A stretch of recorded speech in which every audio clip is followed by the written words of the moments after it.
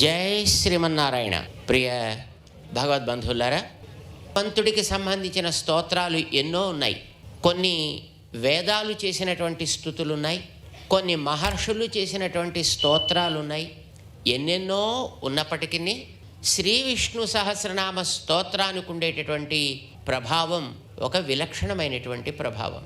ఋషిభి పరిగీతాని తాని వక్ష్యామి అని వేదవ్యాస భగవానుడు ఉపదేశం చేసినట్లుగా అంపశయ్య మీద ఇహ ప్రాణం వదిలిపెట్టడానికి సిద్ధంగా ఉండే సమయంలో శ్రీకృష్ణుడు పాండవులందరినీ కూడా తీసుకొని వెళ్ళి ఎన్నో విశేషాలని ఆయన ద్వారా చెప్పిస్తాడు. అయితే ఆయన పాండవులని చూసి, కృష్ణుడిని చూసి ఆనందిస్తాడు. ఎవరిని చూడాలి అని మహానుభావులంతా కూడా పరితపిస్తూ ఉంటారో అలాంటి భగవానుడు సాక్షాత్తు కోరి నా దగ్గరికి వచ్చాడే. ఏమి నా అదృష్టము అని పాపం పొంగిపోయాడే. తాత, నిన్ను సందేహాలు అడగడానికి వచ్చారాయా అని చెప్పాడు. ఈయన నవ్వు వచ్చింది పాపం ఆయనకి. సందేహాలు చెప్పాల్సింది నేనా? సాక్షాత్తు భగవానుడు నువ్వే ఉన్నావు కదా. ఉన్నాను, కానీ నేను తత్వాన్ని. తత్వం ఎప్పుడు తన గురించి చెప్పదు. నువ్వు తత్వద్రష్టవి, నేనంటే ఏమిటో తెలిసిన వాడివి నువ్వు, అంచేత నువ్వే చెప్పాలి అంటే నవ్వాడు పాపం తాతయ్య. చూస్తున్నావు నా శరీరాన్ని, ఎముకలు తప్ప ఏం లేవా? సరే తాత, పర్వాలేదులే. నీకు ఏవేవి తెలుసునో ఆ తెలిసినవన్నీ నీకు మళ్ళీ జ్ఞాపకం వచ్చేట్టు నేను వరం ఇస్తా. నీకు గొంతుకు ఎండిపోకుండా ఉండే వరం నేను ఇస్తా. తెలిసిన దానిని స్పష్టంగా చెప్పగలిగే వాక్ శక్తిని నేను ఇస్తా.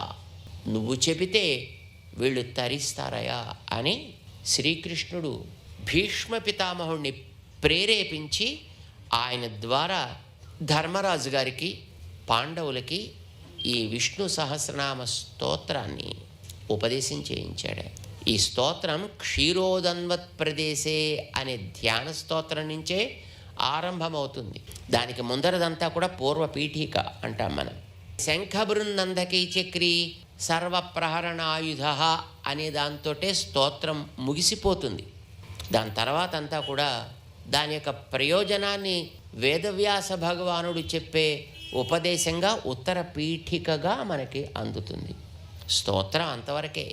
విష్ణు సహస్రనామ స్తోత్రాన్ని అందుకోసమనే 1000 నామాల కూర్పు అయినటువంటి ఒక మంత్రము అని దీన్ని మన పెద్దలు ఆదరించారు.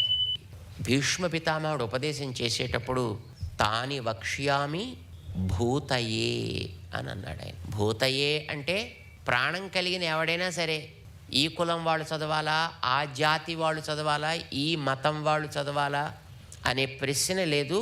బాగుపడాలి అనే కోరిక, కష్టాలు దూరం కావాలనే కోరిక ఎవరికుంటే వాళ్ళు దీన్ని చక్కగా అనుసంధానం చేసుకోవచ్చు. సహస్రనామం అందరికీ చెందినది. జై శ్రీమన్నారాయణ.